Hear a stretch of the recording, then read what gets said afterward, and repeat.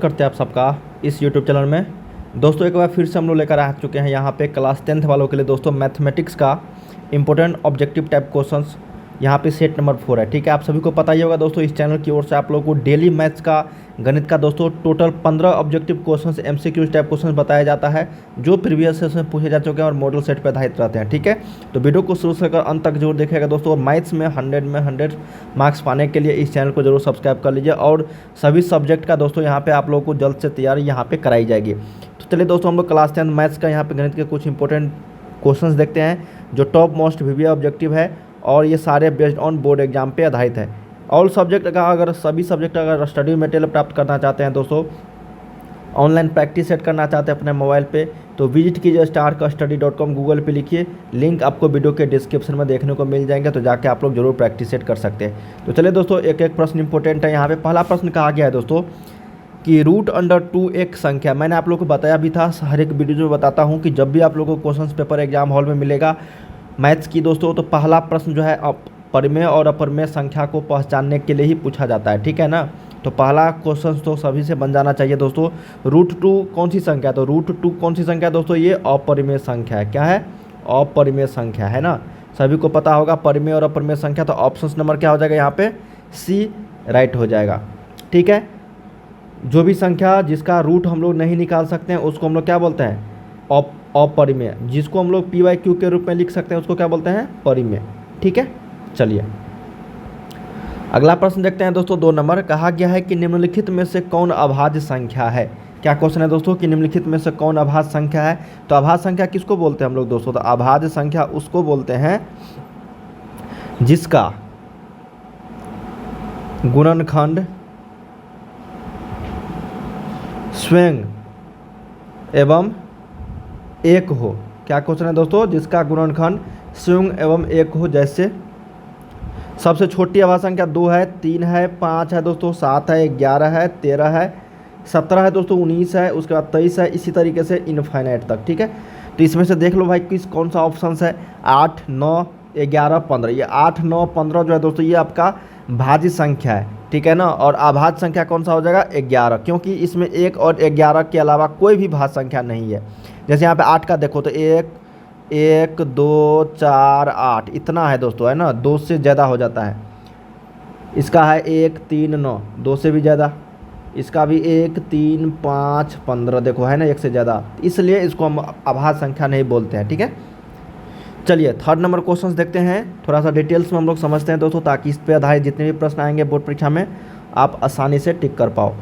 यदि alpha beta बहुपद x² - 3x + 5 के शून्यक है, तब अल्फा बटा beta plus beta upon alpha जो बराबर होगा कितना होगा? काफ़ी शानदार प्रश्न है दोस्तों।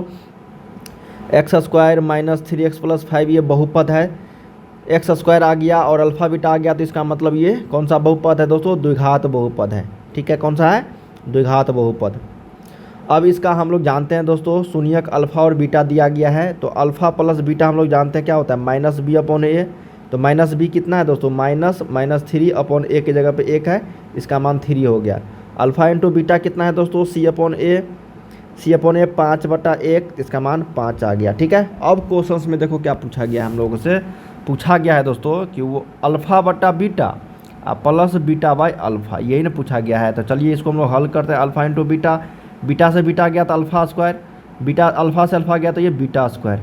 तो ये तो हम लोगों को कहीं पता ही नहीं है दोस्तों, तो इसका हम लोग सूत्र जानते हैं alpha square plus beta square का, अल्फा प्लस बीटा का होल स्क्वायर। ठीक है, अब -2 अल्फा बीटा, तो निकाल लो दोस्तों, अल्फा प्लस बीटा का होल स्क्वायर -2 अल्फा बीटा अब बटा में अल्फा बीटा। तो मान पुट करो, अल्फा प्लस बीटा कितना? 3 का स्क्वायर, -2 अल्फा बीटा कितना? 5, और अल्फा इंटू बीटा 5 आया ना। अब इसको थोड़ा सा हल कर लो दोस्तों, कितना आएगा बताओ? 3 का 3 9 में से गया आपका कितना? 10, 9 - 10/5, तो कितना आया? -1/5 आंसर है ना। कमाल का क्वेश्चन दोस्तों। ऑप्शन नंबर आपका ये C करेक्ट हो जाएगा। कितना हो जाएगा? ये C। देख लो दोस्तों किस तरीके से बनाया हुआ है, काफ़ी शानदार तरीके से मैंने आप लोग को समझाया दोस्तों, जब भी इस तरह के प्रश्न पूछे जाएंगे तो। ठीक है, एक बार और समझ लेना बाइक करके मैंने क्या क्या बताया। ये सूत्र होता है दोस्तों, इसको याद कर लेना।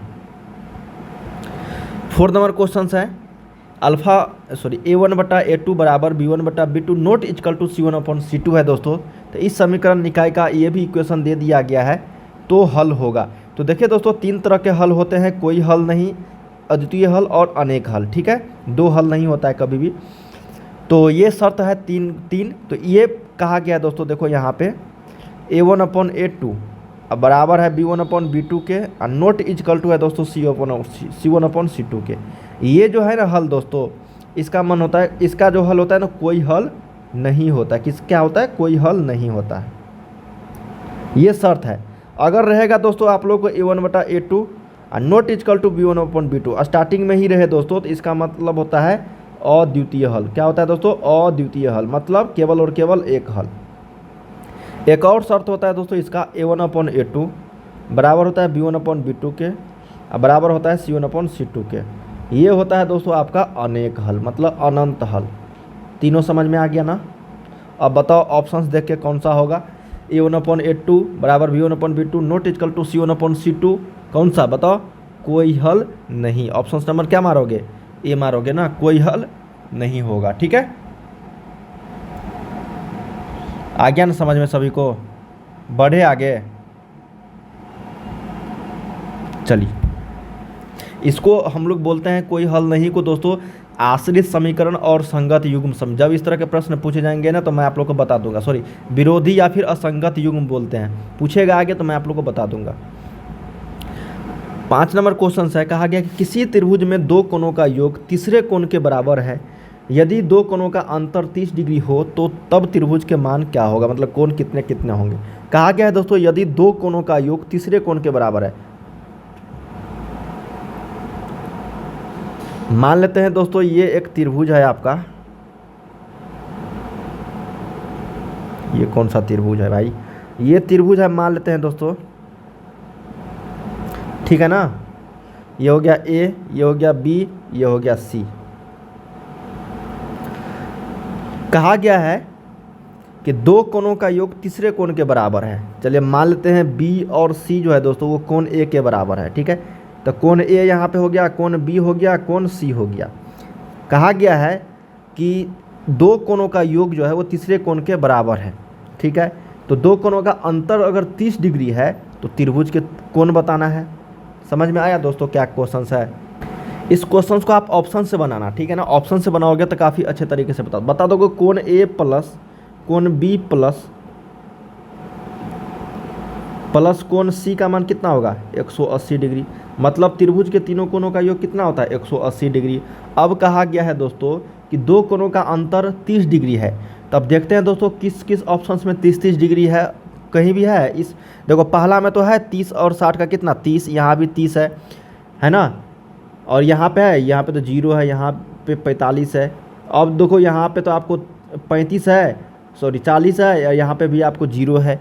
यहाँ पे तो कुछ भी नहीं है दोस्तों। तो इसका मतलब ऑप्शन नंबर एक ही होगा, ठीक है। अगर 30 डिग्री, 60 डिग्री और 90 डिग्री, देखो दोस्तों दोनों में अंतर कितना? 30 का। अंतर बराबर कितना? 30 का। इस दोनों में अंतर कितना? 30 का। यही ना पूछा गया था कि दो कोणों का अंतर कितना है? 30 डिग्री है। चलिए तो ऑप्शन नंबर आपका क्या हो जाएगा? ए सही हो जाएगा। आपको एक और तरीका है इसके बनाने का दोस्तों, मान लेते हैं कि त्रिभुज के दो कोणों का योग है ना अलग अलग है और तीसरे कोणों के बराबर है और दो कोणों का अंतर 30 डिग्री है। आसानी से बन जाते हैं इस तरह के क्वेश्चन दोस्तों ऑप्शन से भी। 6 नंबर क्वेश्चन है, यदि समीकरण ax² plus bx plus c बराबर 0 के मूल अगर समान है तब क्या होगा। तो हम लोग जानते हैं दोस्तों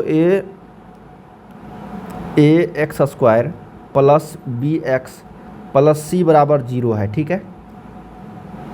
ax² plus bx plus c बराबर 0 अगर है दोस्तों और मूल समान है, मतलब d का मान समान है, मतलब b² माइनस 4ac का मान समान है ना, 0 है। तो b² यहाँ पे कितना है? b² माइनस 4 गुने a गुने c, मतलब सेम ही है दोस्तों। जो इसका व्यापक फॉर्म होता है, मतलब व्यापक रूप, मानक रूप वही है, सेम टू सेम,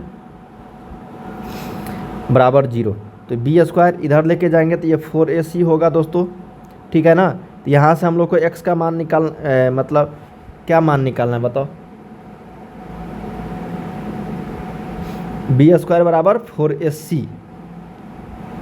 तो ये तो हो गया दोस्तों आपका समान मूल, ठीक है ना, बी स्क्वायर बराबर 4ac। ये भी क्वेश्चन ऑप्शन में रह सकता है दोस्तों, या नहीं तो यहाँ पे अगर मूल समान है तो यहाँ पे आप लोग को एक और तरीका से बता देता हूँ यहाँ पे, ठीक है। हम लोग जानते हैं दोस्तों कि अल्फ़ा प्लस बीटा का जो मान होता है क्या होता है बताओ, माइनस बी अपॉन ए होता है, ठीक है, माइनस बी अपॉन ए होता है। जहाँ पे अल्फ़ा बराबर बीटा मतलब मूल समान है दोनों का, तो यहाँ पे हो जाएगा अल्फ़ा प्लस अल्फ़ा बराबर माइनस बी अपॉन ए, तो ये हो जाएगा आपका 2 अल्फ़ा बराबर माइनस बी अपॉन ए। अल्फ़ा बराबर क्या हो जाएगा, माइनस बी अपॉन इधर जाएगा तो ये 2a हो जाएगा। किस ऑप्शन में देखो, minus B upon 2a, option number आपका डी, यही करेक्ट हो जाएगा दोस्तों, ठीक है। क्या हो जाएगा, यही करेक्ट हो जाएगा। दो तरीके से बना सकते हैं हम लोग। ये तो हम लोग जानते होंगे बी स्क्वायर बराबर 4ac जब मूल दोनों का समान होता है, वास्तविक और क्या होता है उसका, समान और वास्तविक होता है, ठीक है ना। तो ये आप लोग को यहाँ पे पूछा जाता है। चलिए नेक्स्ट नंबर 7 नंबर क्वेश्चन है दोस्तों। कहा गया है कि यदि AP का सामान्य पद 3n+5 है तो इसका सार्वंतर कितना होगा। क्या क्वेश्चन है, सार्वंतर निकालना है।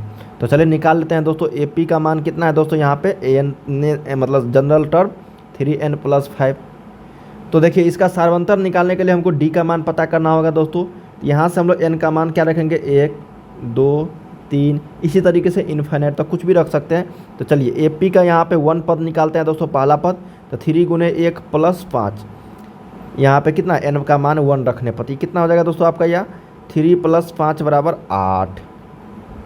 अब दूसरा यहाँ पे n का मान 2 रखने पर कितना होगा, 3 गुने 2 + 5, तो ये हो जाएगा 3 दूनी 6 5 11। डायरेक्ट लिख रहा हूँ दोस्तों, n का मान 3 गुने 3 + 5 बराबर 5 14, कितना हो जाएगा ये 14।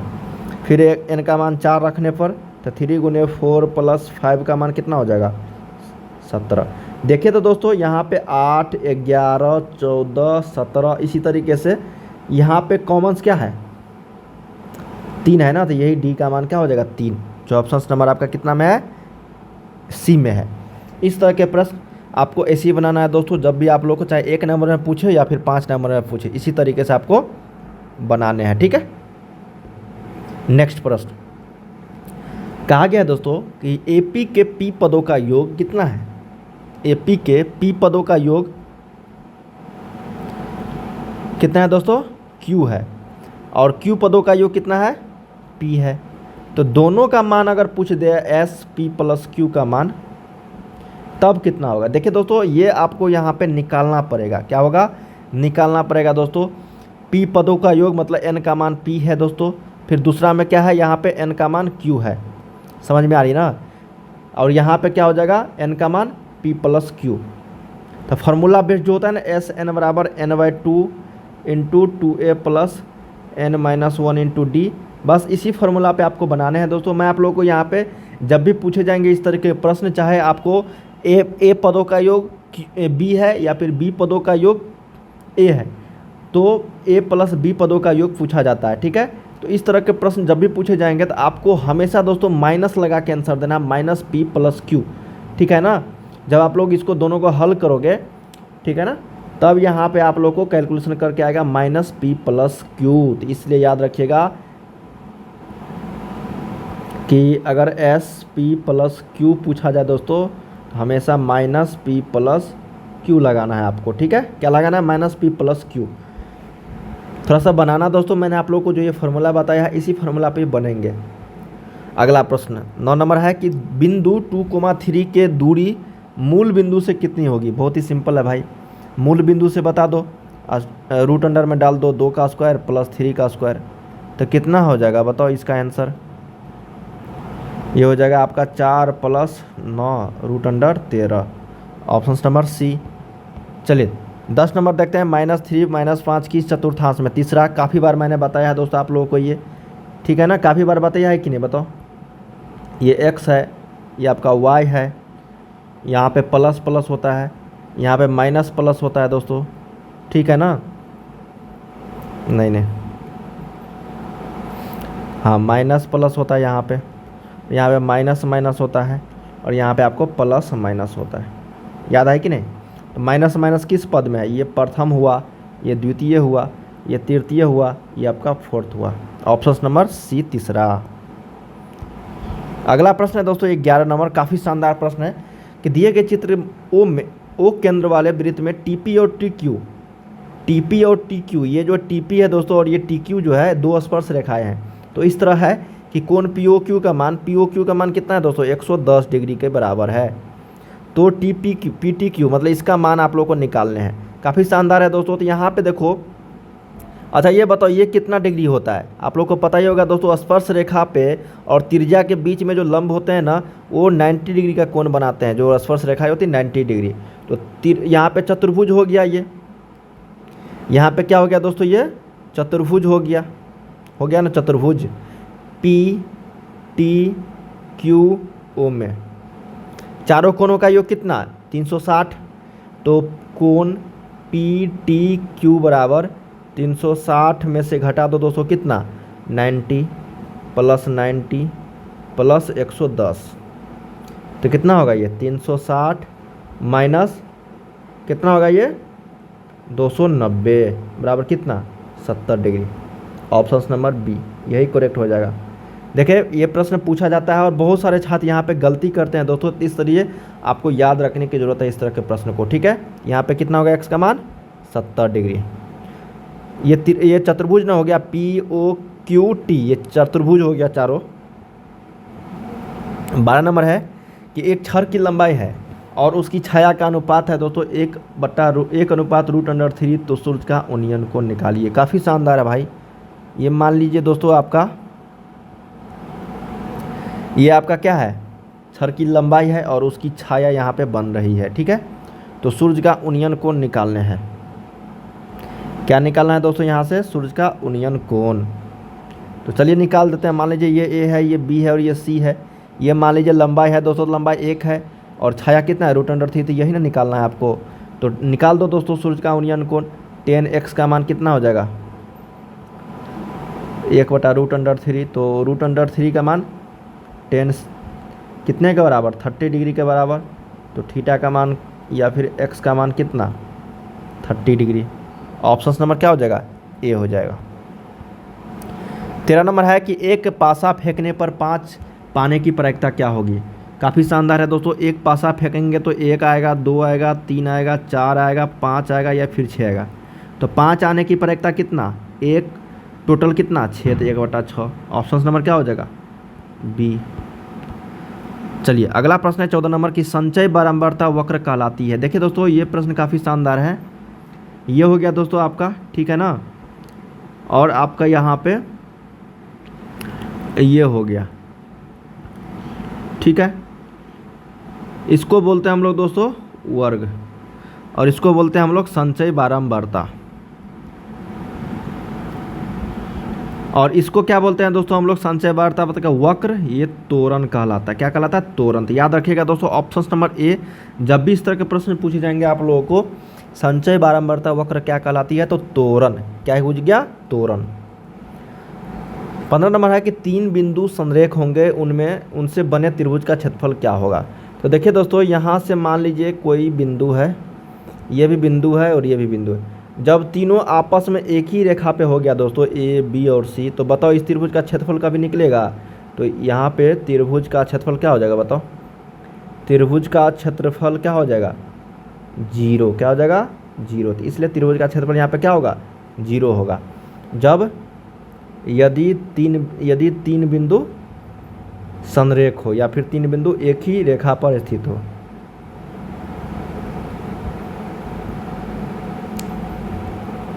ठीक है। तो चलिए दोस्तों यहाँ पे हम लोगों ने टोटल 15 क्वेश्चंस किए हैं जो आप सभी के एग्जाम्स के लिए काफ़ी इम्पोर्टेंट था। और इस तरह के प्रश्न आप सभी के बोर्ड परीक्षा में दोस्तों पूछे जाते हैं, जो मैंने आप लोग को सारे क्वेश्चंस यहाँ पे करा के दिए हैं। ठीक है। तो चलिए दोस्तों हम लोग अगले वीडियो में वीडियो मिलते हैं सेट नंबर 5 को लेकर। और आप लोगों को यहाँ पे दोस्तों थ्योरी वाला क्वेश्चन जो होता है ना 2 नंबर 5 नंबर वाले, वो भी आप लोगों को बताऊँगा दोस्तों। चलिए अगले वीडियो में मिलते हैं, तब तक के लिए जय हिंद जय भारत और पढ़ाई करते रहिए अपना।